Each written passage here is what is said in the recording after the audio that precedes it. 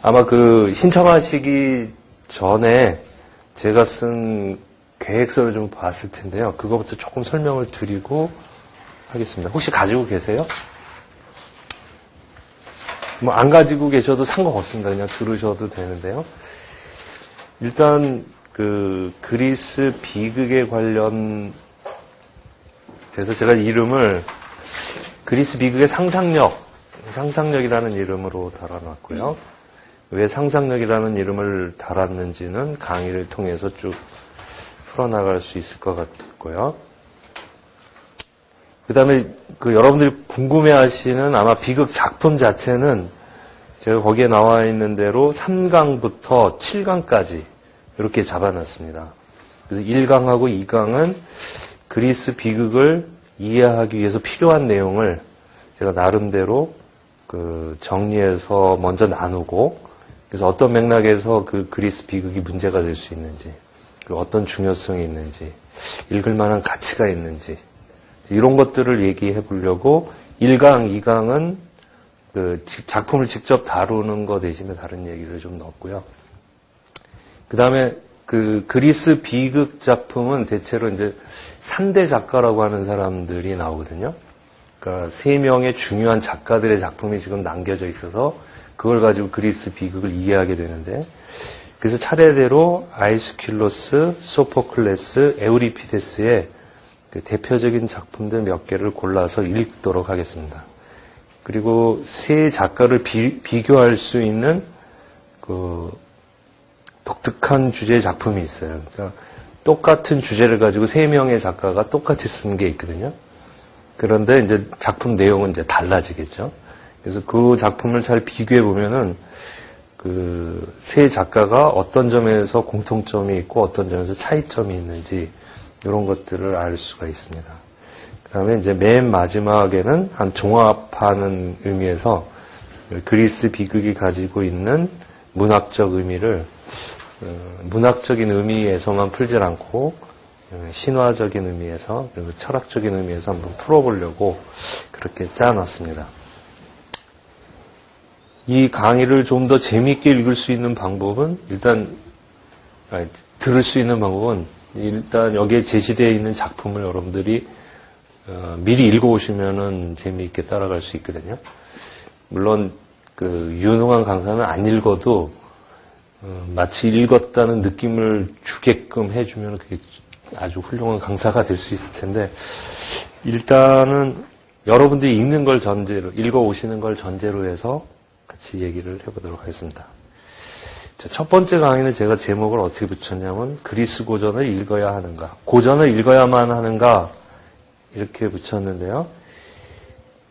정확하게 말하면 그리스 고전을 읽어야만 하는가 이렇게 될 테고, 물론 짐작하시겠지만 비극을 읽어야만 하는가 이제 이렇게 될 거예요. 여러분들은 이제 비극 작품을 읽어야 된다고 생각하고 오셨을 테고, 그리고 더 잘 읽기 위해서, 그리고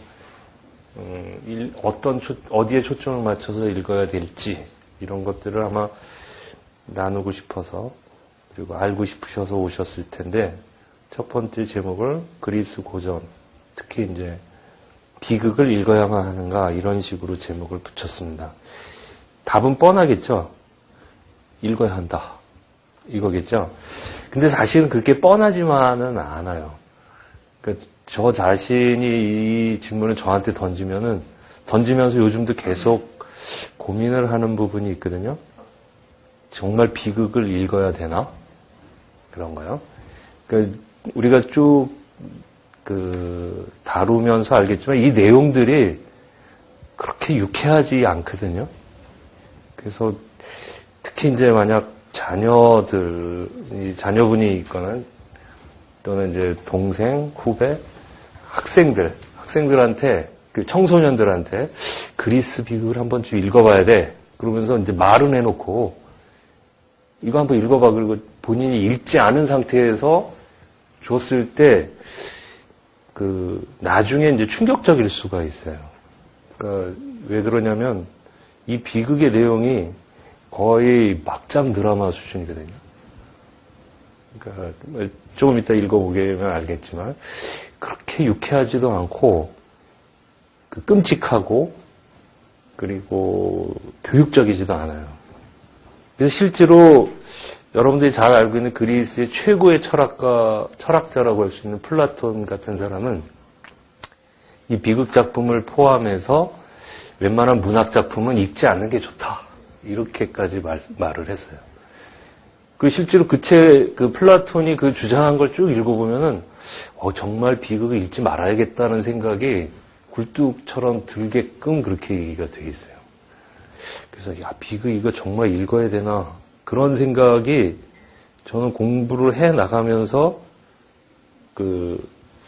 점점 더 깊어지는 것도 있어요. 그러니까 한편에서는 정말 읽을 만한 가치가 있다 생각하고서는 저도 열심히 읽고 연구하고 계속 읽거든요. 읽으면 읽을수록 느끼는 게 나는 읽었지만 누구한테 읽게 하는 건 좀 생각을 해봐야겠다. 이런 생각이 많이 들어요. 그래서 이거는 답을 뻔히 내놓고 하는 질문이라기보다는 제가 제 자신에게도 굉장히 진지하게 물어보는 질문이고 여러분들에게도 한번 진지하게 드리는 질문이에요. 근데 역설적이게도 이 답은 당연히 읽어야지라는 답을 내려고 하는 것은 아니라고 했으면서도 불구하고 어떻게 되냐면 이제 이 답을 얻기 위해서는 일단 여러분들 읽어봐야 돼요.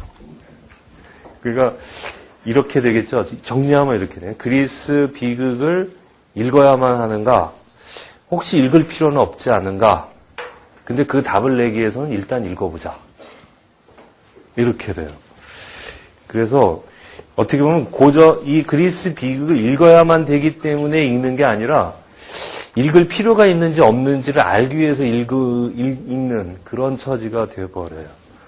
그래서 좀 굉장히 역설적인데 이제 그 질문을 한번 안고선 저자가 왜 저런 지금 얘기를 하나 진짜 비극 재밌다고 그러고 읽을 만한 가치가 있는 고전이라고 그래서 실컷 돈 주고 와서 여기 듣고 있는데 안 읽어도 될지 모른다는 가능성을 던져두고 있으니 도대체 뭐냐 이제 이렇게요. 그래서 제가 지금 2개를 준비한 셈인데 1교시, 2교시 이렇게 나눴는데 아마 제가 준비한 자료는 하다 보니까 이게 뒤섞였어요. 그래서 그냥 1교시에는 플라톤, 2교시에는 아리스토텔레스 이렇게 강의를 진행하지 않고 일단은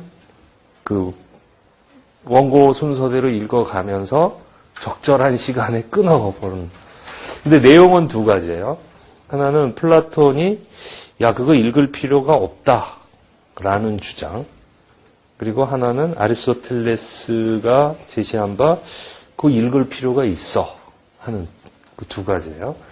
그러니까 서양 철학사에서 가장 중요한 인물을 꼽아라 그랬을 때 아마 꼽힐 수 있는 2 사람이 플라톤과 아리스토텔레스인데 이 2 사람은 알고 계시듯이 플라톤이 선생이고 아리스토텔레스가 제자거든요. 그래서 둘이 같은 학교에서 한 20년 가까이 공부한 걸로 그렇게 예측이 되는데 추정이 되는데 그 2 사람이 도대체 어떤 생각에서 이렇게 정반대되는 입장을 취하게 되는지 한번 살펴보고 싶어요. 그래서 여러분들에게 이제 2 사람을 일단 제시해주고 이 사람은 이래서 읽지 말라고 그랬다 하는 것과 이 사람은 이래서 읽으라고 그랬다 하는 거 두 가지 입장을 여러분들한테 제시해주고 여러분들이 아마 거기서 한 입장을 취해서 좋아 이게 읽지 말라고 그랬는데 한번 어디 진짜 읽지 말아야 될 건지 한번 읽어보자.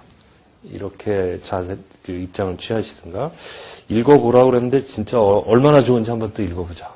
이렇게. 결국 읽게 되는데 질문은 그래요.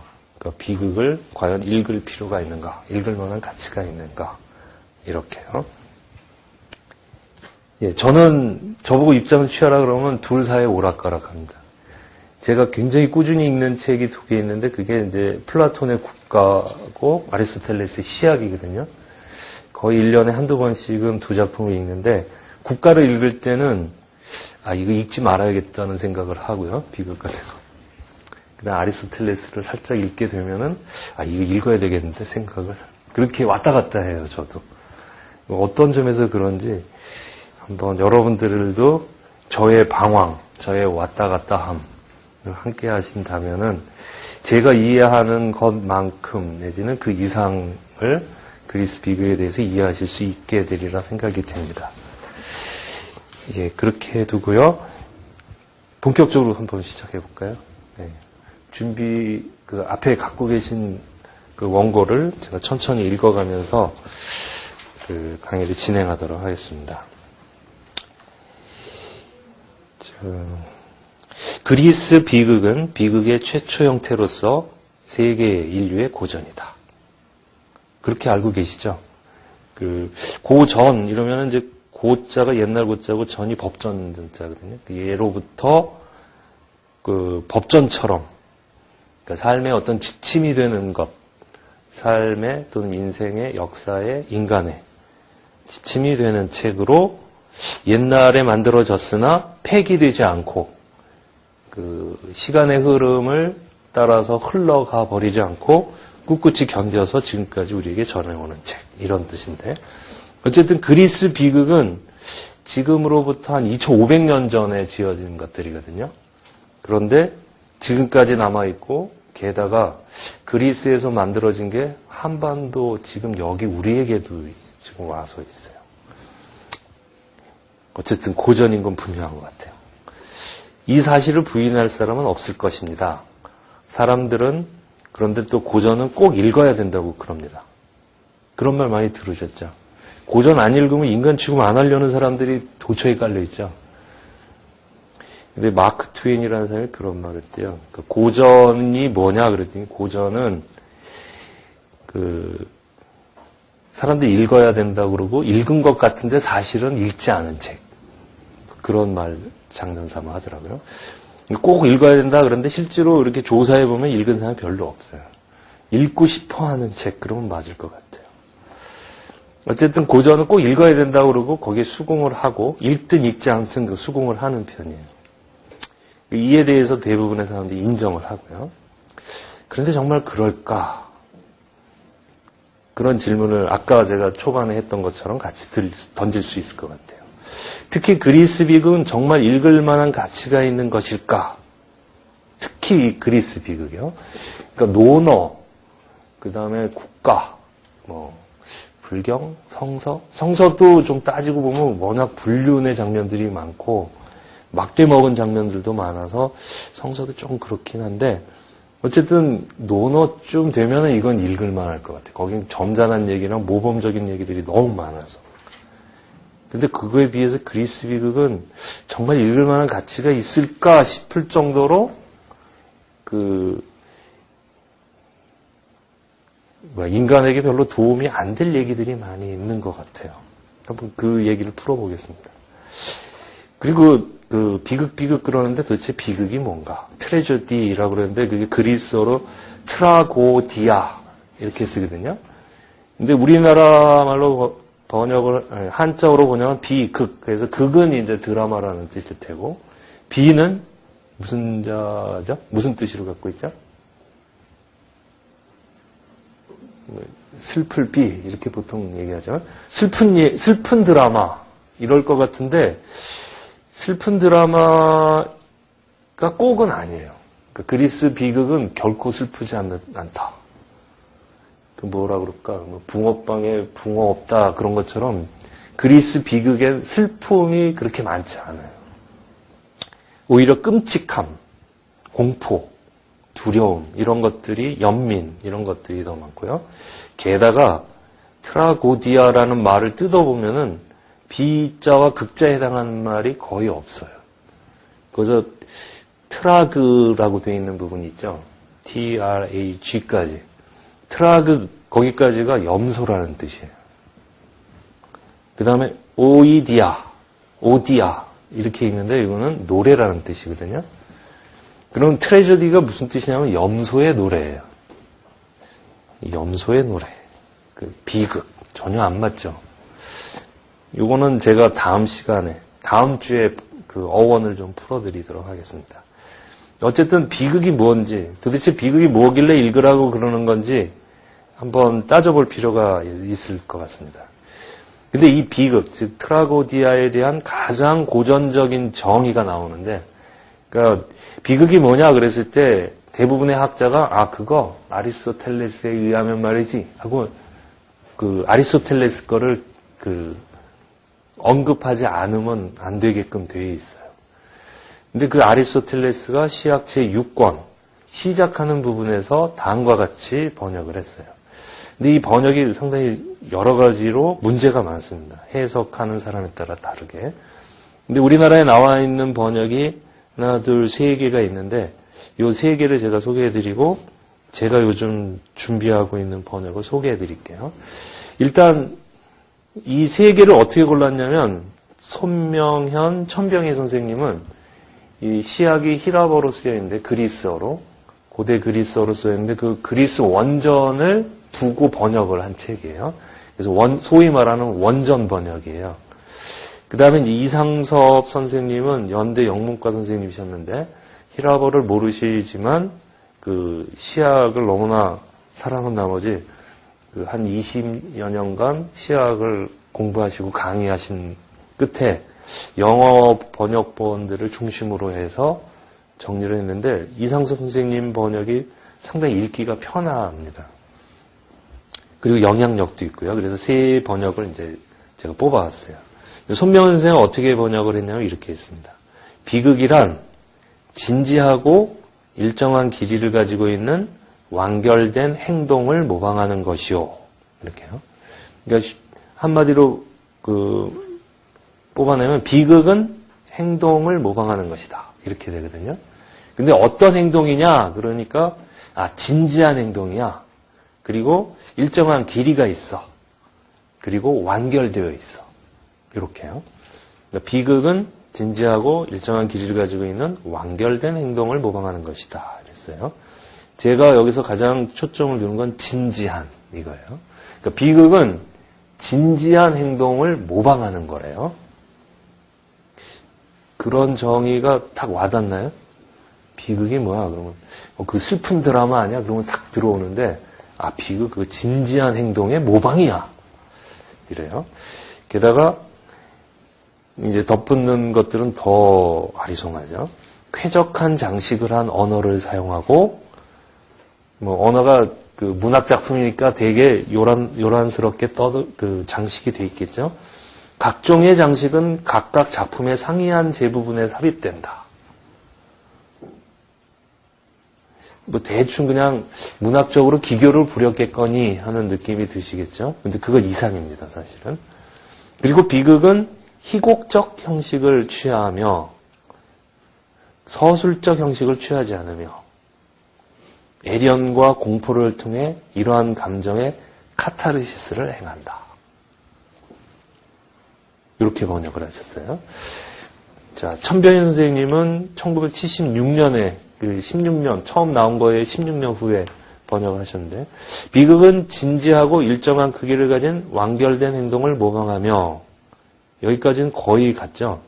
차이가 있다면 손명현 선생님은 일정한 길이라고 했는데 여기는 일정한 크기라고 한 것밖에 차이가 없어요. 그 다음에 쾌적한 장식을 가진 언어를 사용하되 쾌적한 장식 이것도 비슷하죠. 각종의 장식은 작품의 상이한 부분, 제부분에 따로따로 삽입된다. 비극은 드라마적 형식을 취하고 그러니까 앞에서는 희곡적 형식이랬는데 이제 드라마적 형식이랬어요. 그 다음에 서술적 형식을 취하지 않는다. 그리고 연민과 공포를 환기시키는 사건에 의해 이랬어요. 앞에는 뭐라고 되어 있어요? 애련과 공포를 통해 이렇게 되어 있죠. 근데 이 양반은 어떻게 번역을 했냐면 연민과 공포를 환기시키는 사건에 의해 하나 위에는 감정에 의해 이래 놓고 밑에는 그런 감정을 환기시키는 사건에 의해 이렇게 번역을 했습니다. 그리고 바로 이러한 감정의 카타르시스를 행한다. 카타르시스 많이 들어보셨죠? 영화 딱 보고 카타르시스가 느껴져 이런 얘기를 하는데 도대체 뭔 말인지 저도 잘 모르겠습니다. 자, 세 번째 이상수 선생은 비극은 심각하고 완전하며 일정한 크기가 있는 하나의 행동의 모방으로서 이렇게 번역했어요. 뭐가 달라졌나요?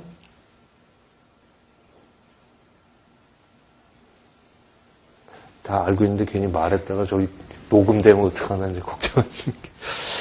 위에는 두 분은 진지한 이랬죠? 근데 여기서는 심각한 이랬어요. 진지한 것과 심각한 게 비슷하긴 하나요? 다르죠? 어떻게 다르죠? 글쎄요. 예. 알겠는데 설명하기가. 어쨌든 한 분은 진지하다, 두 분은 진지하다 그랬고 심각하다고 했어요. 예. 그리고 그 여러 부분에 따라 여러 형식으로 아름답게 꾸민 언어로 되어 있고 앞에 쾌적한 장식을 이거보다는 훨씬 좀 와닿죠. 이야기가 아닌 극적인 연기의 방식을 취하며 그러니까 희곡, 드라마, 여기서는 극적 연기의 방식을 취하며 그리고 연민과 두려움을 일으켜서 그런 감정들의 카타르시스를 행하는 것이다. 이렇게 번역을 했어요. 뭐 비슷하긴 하지만 차이가 있다면 진지함과 심각함이죠. 근데 이제 저는 여기다가 이런 번역을 제가 지금 번역하고 있는 건 이렇게 했습니다. 비극이란 진지하며 완결된 일정한 크기를 가진 행위의 재현인데 뭐가 달라졌나요? 네, 앞에 세 분은 공이 모방이라고 했는데 저는 이제 재현이라는 말을 썼어요. 그 다음에 이제 앞에 얘기는 거의 비슷하고요. 각 부분들의 각각의 종류대로 따로따로 뿌려진 양념된 언어로서 더 이상하죠? 근데 그리스어 원전 그대로 하면 그 양념된이라는 말이 진짜 양념된 이런 메타포로 되어 있어요. 근데 위에 분들은 그걸 좀 풀어준 거죠. 쾌적한 장식 또는 이제 아름답게 꾸민 이건데 히라보 그대로 하면은 양념을 뿌린다 이렇게 되어 있어요. 그냥 재료 순수하게 먹을 수도 있지만 이렇게 양념 뿌리면 맛이 싹 나죠. 이제 그런 거 생각한 메타포인 것 같아요. 그 다음에 서술식 낭동을 통해서가 아니라 행동하는 사람을 통해서 이루어지며 이랬어요. 여기서도 많이 다르죠? 위에는 희곡적 형식, 드라마 형식, 또 극적 연기의 방식 이랬는데 히라보 원전에는 어떻게 되냐면 행동하는 사람들을 통해서 이렇게 돼 있어요. 여기서 행동하는 사람들이라는 거는 배우들을 말한다고 보시면 돼요. 그러니까 말로 하지 않고 행동으로, 행위로 이렇게 표현한다는 거죠.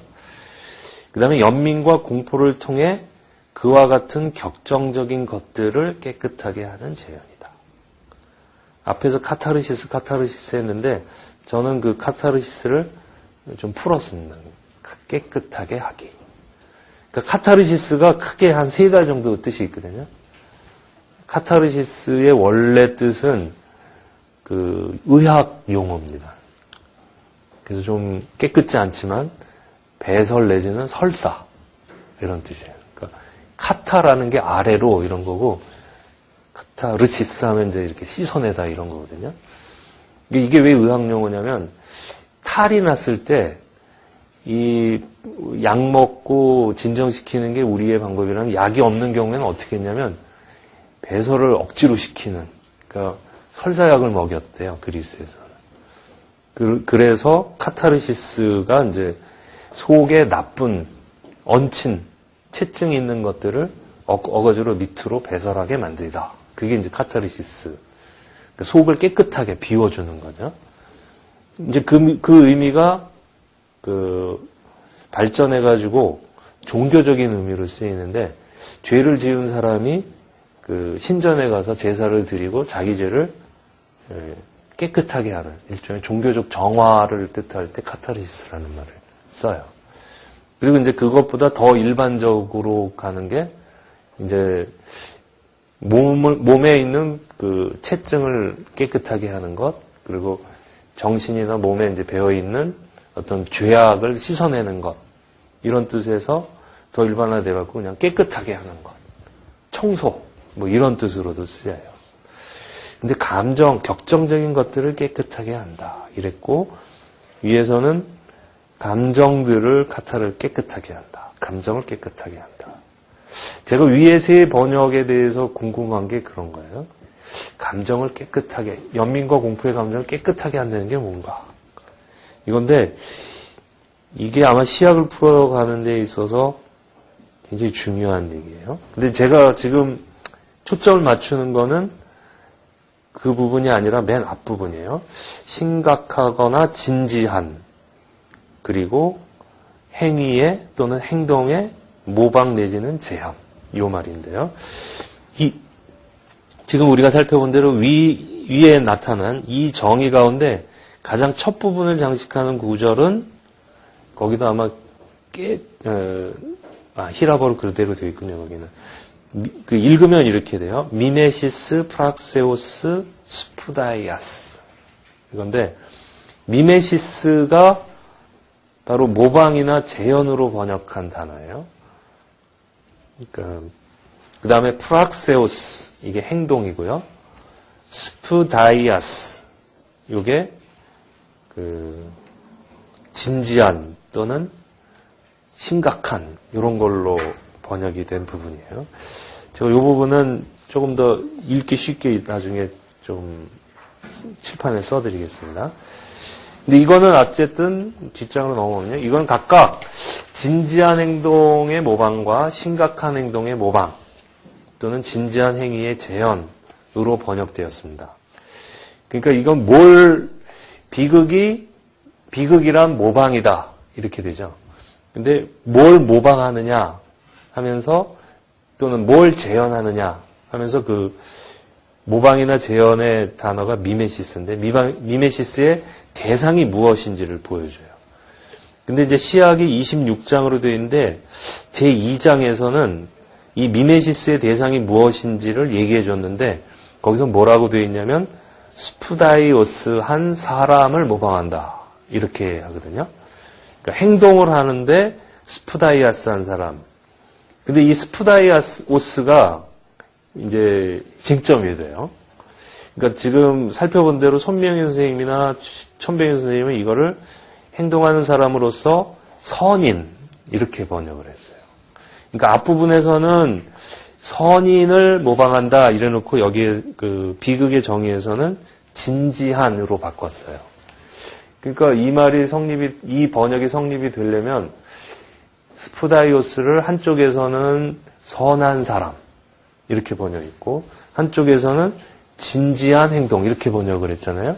그러면 진지하다는 것과 선하다는 게 지금 같은 얘기거든요.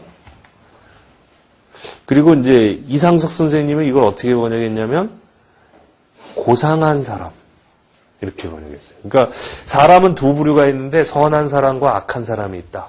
근데 비극은 선한 사람의 행동을 모방한다. 이렇게 돼요. 근데 이제 이것을 비극 정의하는 부분에서는 진지한 사람 또는 심각한 사람 이렇게 해놨어요. 그 다음 이상섭 선생님은 고상한 사람 이렇게 번역을 했거든요.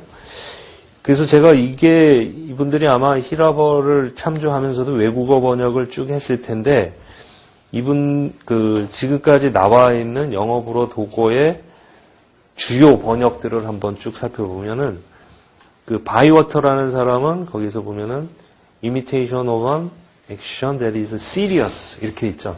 그러니까 시리어스한 행동을 모방한다 이랬고 그 행동을 하는 사람은 굿맨, 굿이라는 말을 썼어요. 그러니까 시리어스하고 굿한 사람.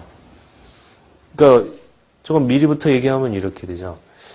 비극의 주인공이 어떤 사람이냐? 그러면 비극의 주인공은 굿맨, 좋은 사람이고 또 시리어스한 사람이야. 이렇게요.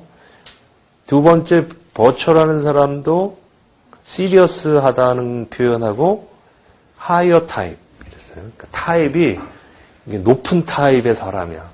그러니까 low, 그러니까 낮은 타입의 사람이 있고 높은 타입의 사람인데 높은 사람의 타입이야 이렇게 했어요. 그 다음에 밑에도 보면 그 옐스라는 사람은 하이 캐릭터 이런 말을 썼고요. 그 대체로 비슷비슷한데 종합해 보면 굿맨 또는 노블맨 이런 말을 대체로 썼어요. 근데 그 이거는 영어 번역뿐만 아니라 그 두 번째 패러그램에 있는 이제 불어 번역이나 그 밑에 나와 있는 독일어 번역이 대체로 그런 식이에요.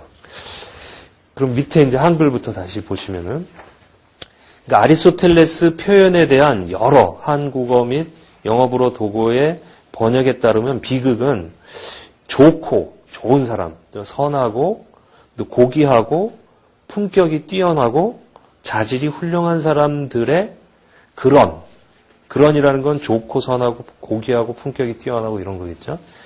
이런 행동 또는 이렇게 번역하신 분이 하나 있고 또 하나는 이제 진지하고 심각한 행위를 모방하거나 재현한다 이렇게 돼 있어요. 그럼 비극 읽을만 하죠. 이거 훌륭한 사람 얘기라며, 이거 품격이 높은 사람, 자질이 뛰어난 사람 얘기라며, 그러면 한번 읽을만 한데. 그리고 이게 시리어스한 사람, 그 인생을 진지하게 살아야지. 그러니까 진지한 사람 얘기만 한번 그래야 읽을만 한데 이렇게 그 결론을 내릴 수 있을 거예요. 그런데 이 아리스토텔레스 정의를 가능하게 했던, 즉 아리스토텔레스가 이런 정의를 내린 거는 지가 직접 그리스 비극을 봤을 거 아니에요? 그럼 이제 그리스 비극들을 한번 살펴보면은 그리스 비극들은 과연 그런 주인공들이 나와서, 즉 그런 주인공이라면 이제 훌륭하고 선하고 품격 있고 자질이 뛰어나고 이런 사람들이 나와서 또 훌륭하고 고귀하고 품격이 높은 행동을 하였는가 하고 물어보면 결코 아니거든요. 제가 몇 개 요약했어요. 이런 얘기 들으면 어떠신가요? 아버지를 죽이고 어머니와 결혼해서 그래서 아들 딸을 낳으면 자기 어머니가 낳았기 때문에 동생이면서 자기가 남편이었기 때문에 또 딸인 거예요. 이런 오이디푸스를 한번 생각해 보세요. 자, 아버지를 죽이고 어머니랑 결혼했어. 와, 그거 정말 훌륭하고 고귀하며 품격이 높은 그런 행동인가요? 그럼 또 한번 해보죠. 정부와, 그러니까 이제 남편이 따로 있는데 정부를 만들었어요. 정부랑 작당을 해서 전쟁터에서 10년 넘게 만에 돌아온 남편을 몰래 이렇게 영접하는 척하면서 도끼로 쳐 죽인 아내 클리타임네스트라. 어때요? 훌륭하고 고귀하며 품격이 높은가요? 훌륭한 사람이 돼야지. 그렇다면 나도 도끼를 지금부터. 이러진 않겠죠? 그리고 이제 거기서 끝나질 않아요. 아버지를 죽였어, 저 어머니가. 그 죽은 아버지의 원수를 갚기 위해서 어머니를 죽이는 얘기가 또 나와요. 저 어머니는, 내가 죽인 여자는 어머니가 아니라 내 아버지를 죽인 여인에 불과하다. 그러면서 죽인 아들 오레스테스와 딸 엘렉트라. 정말 훌륭하고 고귀하며 그런가요? 또는 이제 어떤 남자를 딱 보고서는 첫눈에 반해가지고 아버지도 떠나고 동생도 죽이고 그러면서 남편을 따라와요. 그런데 그 남편이 변심을 해요. 그러자 이 여자가 복수를 하기 위해서 어떤 방법을 취하냐면 저걸 그대로 죽여버리는 것보다 저놈이 사랑하는 아들을 내가 죽임으로써 보복을 해야지. 근데 그 아들이라는 게 저 남자의 아들이면 내 아들이기도 하잖아요. 그렇죠? 자기가 데리고 있는 자식은 아버지는 불확실해도 항상 그 어머니는 확실한 거 아니에요. 그렇죠? 자기 자식이면 정말 분명한데 그런 자식을 죽인 어머니 메데이아가 이 얘기가 나오는데 정말 고귀하고 훌륭한가요? 품격 높은가요? 이들 모두가 현재까지 전승되어 오는, 우리가 이제 읽으려고 하는 얘기들이 이런 얘기예요. 전승되어 오는 고전 중에 고전으로 숱한 2500년 전에 한 200~300년간 그 비극 작품이 쓰여졌었거든요. 그러면 작품이 추상컨대 한 2,000편에서 5,000편 사이가 됐으리라고 봐요. 근데 그 중에서 지금까지 전해 내려오는 거는 아이스킬로스 거 7편, 소포클레스 거 7편, 에우리피데스 거 14편이거든요. 그러니까 딱 28편만 골라낸 거예요. 그러니까 그리스 사람들이나 그 이후의 사람들이 이 수천 편의 비극 가운데 기록으로 남겨둘 만한 가치가 있는 것을 고르자 해갖고 고른 이야기들이 이런 훌륭하고 고귀하며 품격이 높은 이야기들인 거예요. 그 고전 중에 고전으로 뽑힌 거예요. 이거는 정말 자손 대대로 읽힐 만한 가치가 있다 이러면서요. 근데 정말 이거 읽을 만한 가치가 있나 싶은가요? 지금 요 얘기만 듣고 저는 좀 고민이 돼요. 제 딸한테, 제 아들한테 이것을 읽히고선 이를테면은 제가 이제 막말을 한번 하면 제 아들한테 오이디푸스를 익혀서 오이디푸스와 같이 훌륭하고 품격이 높은 사람이 되도록 원할 리 없겠죠, 제가. 그러면 이제 그 아들은 나를 죽일 테고 내 철을 아내로 삼을 텐데 그 책을 내가 내 아들한테는 결코 안 읽히고 싶은 책이겠죠. 제 부인에게 메데이아를 읽히게 할까? 어휴, 끔찍한 일이에요. 막장 드라마, 소위 말하는 이제 막장 드라마의 플롯을 연상시키는 사건들의 주인공인 이들은 아리스토텔레스가 스푸다이오스한 사람들이다. 그리고 스푸다이오스한 행동들이다라고 말했던 것을 한국어나 영어나 불어로 번역한 사람 것처럼 착하거나 선하거나 훌륭하거나 고귀하거나 품격이 높다는 말을 붙이기가 너무나 무색해요. 그리고 오히려 그 작품들, 아리스토텔레스의 시학을 저쪽으로 한켠에 놔두고 정말 비극 작품을 읽어보면 그 작품들의 주인공을 요약하면 아마 이렇게 될 거예요. 굉장히 오만하고 이성적이기보다는 격정적이고 이렇게 융통성이 있기보다는 굉장히 고집스럽고 집요하고 무섭고 거칠고 잔인하고 극단적이면서 악랄하기까지 해요. 이런 주인공들을 고전, 즉 옛날부터 전해 들어오는 따라 마땅한 그 법전과 같은 책으로 써놓고 내 행동을 거기에 비추면 내 행위와 내 삶의 지침으로 삼겠다?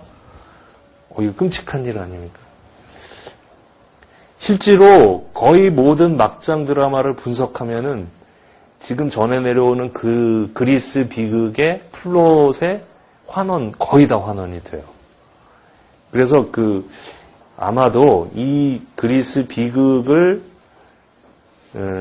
읽어야 된다라고 생각하는 사람들은 대체로 이제 드라마 작가 이런 사람들은 인간이 어디까지 갈 수 있는가, 갈 때까지 간다 할 때 그 갈 때까지가 어디까지인가, 도대체 인간이 얼마나 악랄해질 수 있는가, 인간이 얼마나 집요해지고 고집스럽고 격정적일 수 있고 거칠고 잔인할 수 있는가, 여기에 대한 좋은 자료를 얻고 싶은 사람만이 그 비극을 읽을 만한 가치가 있겠지, 혹시 여러분과 저처럼 그 드라마 작가가 꿈이 아니라 건실하고 교양 있고 괜찮은 사람으로서 가족과 조용하게 행복하게 살고 싶은 사람은 이 비극을 웬만하면 안 보는. 저 드라마 잘 안 보거든요.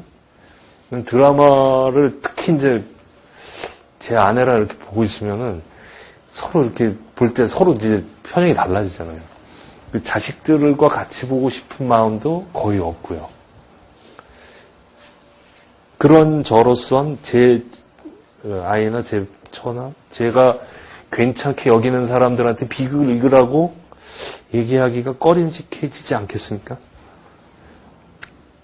자, 어쨌든 한 번역, 스푸다이오스한 사람들의 스푸다이오스한 행동을 모방하거나 재현하는 게 비극이다 했을 때 분명히 그거는 훌륭하거나 품격이 높은 행동은 아닌 것 같아요. 실제로 남아있는 작품을 본다면. 근데 이제 하나는 분명한 건 있어요. 거기에 나오는 주인공들은 엄청 진지하고 속된 말로 심각해요. 완전 심각해요, 정말. 그래서 그 사람들은 정말 심각하고 진지한 사람이며 걔네들의 행동은 정말 진지하고 심각해요. 남편을 죽이기 위해서 얼마나 진지하겠어요. 저 한번 죽여볼까? 장난삼아? 뭐 이러진 않을 거 아니에요? 굉장히 진지하고 심각한 행위면 분명해요. 근데 이것도 그래요. 진지하고 심각한 행동이니까 읽어볼까? 할 때도 혹시 이렇게 생각할 수 있잖아요. 저는 좀 밝고 평화롭고 곱게 살고 싶다. 그렇게 평화롭고 아름답고 우아하게 살고 싶은 사람들에게 이런 비극을 읽혀야만 할까? 밝고 즐겁게 살기에도 굉장히 짧은 세상인데 굳이 그렇게 심각하고 진지하며 끔찍하고 자칫 우울하기까지 한 그런 그리스 비극을 꼭 읽어야만 하는가? 그리고 왜 이런 이야기를 읽으면서 사람들은 감동하며 아리스토텔레스 말에 의하면 비극에 고유한 쾌감이 있대거든요. 이런 이야기 들으면서 그러니까 아버지를 죽이고 어머니랑 결혼한 그리고 남편을 정부와 함께 도끼로 쳐 죽인 그리고 그 어머니를 죽이는 아들과 딸들 변심한 남편에게 복수하기 위해서 자식을 죽이는 여인의 이야기 이런 걸 읽고 쾌감을 느낀다. 이거 좀 문제 있는 사람 같지 않습니까? 과학적인 사람 같기도 하고 메조키스트 같기도 하고 그 쾌감을 느낀다는 것 자체도 좀 이상해요. 감동하고 쾌감을 느낀다는 것도 이상한데 더더군다나 뭘 배워야 된다. 이러면 정말 거기 배울 게 뭐가 있나 싶죠. 막장 드라마 못 보게 하는 그런 부모들이라면 이런 비극도 못 읽게 할 가능성이 있어요. 아마 플라톤 같은 사람이 그랬던 것 같아요. 야, 이거 우리 시민들한테 이렇게 자꾸 보여주고 그러면 우리 시민들 다 망가진다, 이거. 이상 국가를, 정의로운 국가를 세워야 되는데 이거 안 돼. 요즘 지붕 뚫고 하이킥? 빵꾸 똥꾸라는 그 말 한마디로도 지금 그거 하냐 마냐인데, 그리고 김구라 씨 같은 그 개그맨 입이 거칠다고 좀 빼야 되지 않냐, 이런 사람들이 이런 비극을 읽게 할 리 없을 것 같아요. 그리고 또 이제 이런 일을 당할까봐 이런 일을 다 읽고 나면은 혹시 이런 일이 일어나지 않을까라는 생각에 사로잡힐 수도 있잖아요. 그럼 이런 일을 당할까봐 괜히 세상과 삶을 두려워하고 고단하게 느끼게 되는 것은 아닐까 이런 생각이 들 수 있잖아요. 참 이런 얘기를 왜 읽어야 할까? 의심이 안 들 수가 없는 부분이죠. 그래서 사실은 아까 여러분들 그러실 거예요. 아니 그러면서 왜 그거를 지금 전공하면서 또 강의를 하면서 계속 열심히 읽느냐. 그러니까 어떤 경우에는 저는 이 책은 정말 읽지 말아야 된다는 것을 분명하게 밝혀주기 위해서 이 책을 읽고 있는 경우가 있어요. 잘 알아야 이게 뭐가 나쁜지 좋은지 알아서 나쁜 점이 이거니까 읽지 말아야 된다 이럴 거 아니에요. 그래서 사실은 제가 처음 부분에 여러분들에게 말씀드린 것처럼 여러분들이 또 궁금해져요. 도대체 여러분들은 왜 여기서 이런 비극을 읽겠다고 오셨나? 알겠다고 오셨나? 하나의 답변 중에 이런 것도 있겠죠. 비극이 뭔지 알고 이제 절대 안 읽어야지라는 마음을 굳게 먹기 위해서. 이런 것도 하나 가능한 답이 될 수 있을 거예요. 근데 아마 읽으라고 그러는 데는 뭔가 이유가 있을 거예요. 근데 어쨌든 지금 비극이 뭐냐 했을 때 가장 중요한 두 개를 꼽아라 그러면 저는 진지한 행위에 또는 심각한 행위에, 즉 스푸다이오스한 행위에 미메시스다. 라는 건데 스푸다이오스하다는 건 이제 그런 문제가 있어요. 아리스토텔레스가 한 대로 하면은 이게 품격이 높거나 선하거나 착하거나 이렇게 해석될 수 있는 얘기고 또 하나는 굉장히 진지하고 심각한 얘기일 수 있는데 실제로 그런 사람들의 거의 막장 드라마 수준의 이야기들 이런 게 한켠에 있어요. 그 다음에 또 하나 이제 궁금한 게 그거예요. 미메시스가 뭐냐 이거예요. 그러니까 아리스토텔레스는 한마디로 말해서 비극은 미메시스다 이랬거든요. 비극이 뭐냐? 그럼 미메시스다. 이게 답이에요, 사실은. 근데 뭘 미메시스 하느냐 그랬을 때, 스푸다이오스한 사람들의 스푸다이오스한 행동을 미메시스 해. 요게 답이에요. 그리고 어떻게 미메시스 하니? 그러면, 그거 쾌적한, 장식이 풍부한, 양념된 언어를 가지고 이렇게 골고루 섞어서 미메시스 해. 그리고 이렇게 서술하듯이 미메시스 하는 게 아니라 드라마 형식, 희곡 형식, 배우들을 동원해서 미메시스 해. 이렇게요. 뭘 위해서 미메시스 해? 하면은, 카타르시스를 위해서. 이제 이렇게 되는 게 아까 읽었던 그 비극의 정의의 내용이에요, 사실은. 근데 어쨌든 제일 중요한 게 뭐냐? 미메시스라는 거거든요. 그 미메시스가 뭐냐? 그러고서는 아리스토텔레스의 시학을 읽어보면은 미메시스는 이런 것이다 라는 말을 절대 안 해요. 그래서 정말 도대체 이 사람이 미메시스를 뭐로 생각했는지가 가장 궁금해지는 대목이 아닐 수 없어요. 그래서 실제로 비극이 무엇인가를 그리스적인 맥락에서 특히 이제 비극을 가장 본격적으로 다뤘다라고 하고 그 이후에 서양 문학사를 지배했던 책이라고 꼽히는 아리스토텔레스의 시학에 의하면 비극을 이해하기 위해서는 그게 미메시스라는 사실을 이해해야만 가능하거든요. 그 미메시스가 뭔지에 관련해서 한번 알아보는 게 이제 그럼 그 다음번 포인트가 되죠. 그래서 그 시학이 시작되는 첫 부분을 한번 읽어보도록 하겠습니다. 그 시학은 시를 다루는 학문이라고 읽힐 텐데 사실은 이 책의 대부분은 비극에 대한 이야기예요. 그래서 어떤 사람들은 아리스토텔레스의 시학은 비극론이다 이렇게도 말을 하거든요. 재밌는 건 아리스토텔레스의 시학에선 시라고 우리가 말하는 게 없어요. 붕어빵에 붕어 없듯이 우리가 생각하는 시가 아리스토텔레스 시학에는 없어요. 우리가 시 그러면 뭐 생각해요? 이혜인, 유시화 이런 그 서정시를 생각하잖아요. 근데 서정시에게는 하나도 없다고 해도 과언이 아니에요. 다루는 게 뭐냐면 아리스토텔레스의 시학에서 다루는 게 서사시를 다뤄요. 그럼 서사시도 서사시니까 이거는 이해가 되죠. 근데 사실 우리가 서사시 그러면 시 중에서 제일 시 안 같은 시가 서사시잖아요. 그렇죠? 그러니까 시학이라고 해놓고 사실 우리가 알기에 가장 시답지 않은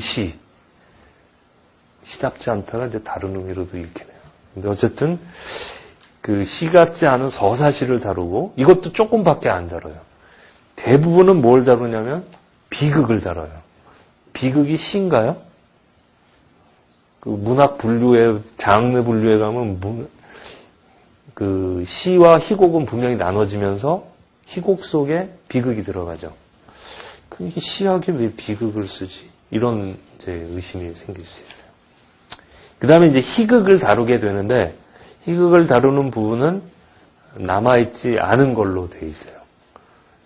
그러니까 움베르토 에코의 그 장미의 이름 혹시 읽으시거나 영화를 보셨나요? 네. 거기에 이제 주제가 거기에 이제 사람들이 죽어가죠 수도원에서.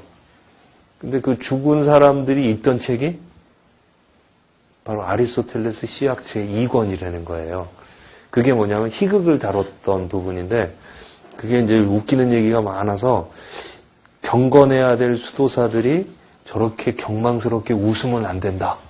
그래서 그걸 읽는 사람을 죽게 만드는 책을 그렇게 만들어 버렸죠.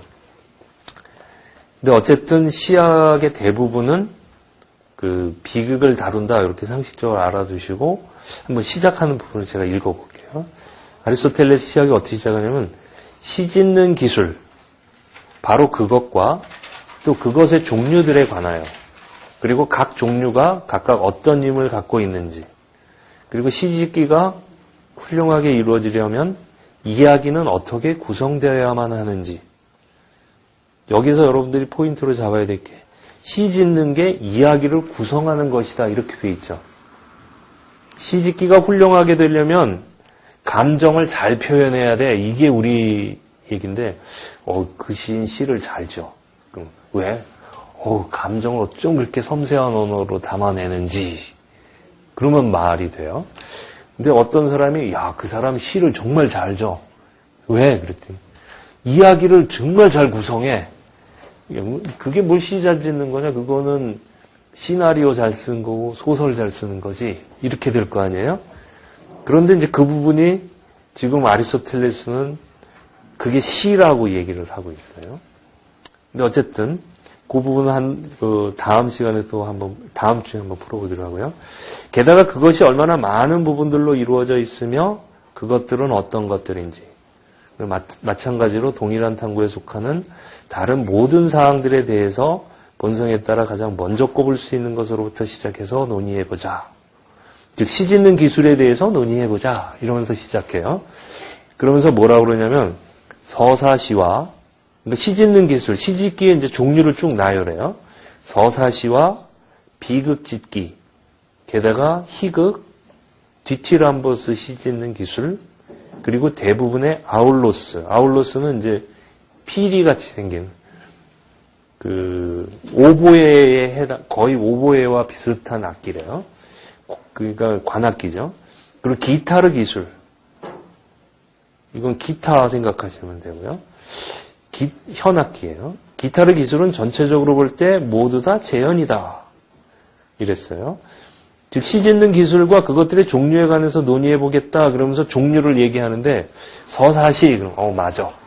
이렇게 되는데, 비극 짓기, 희극, 디티람버스, 그 다음에 게다가 악기까지 해놨어요. 그리고 이것이 다 재현이래요. 자, 그리고 이제 재현, 그러고서 이제 각주를 달아놨는데, 여기까지 하고, 이제 재현, 즉, 미메시스에 관해서 한번 또 쭉 살펴보도록 하겠습니다. 조금 쉬었다 할까요? 예.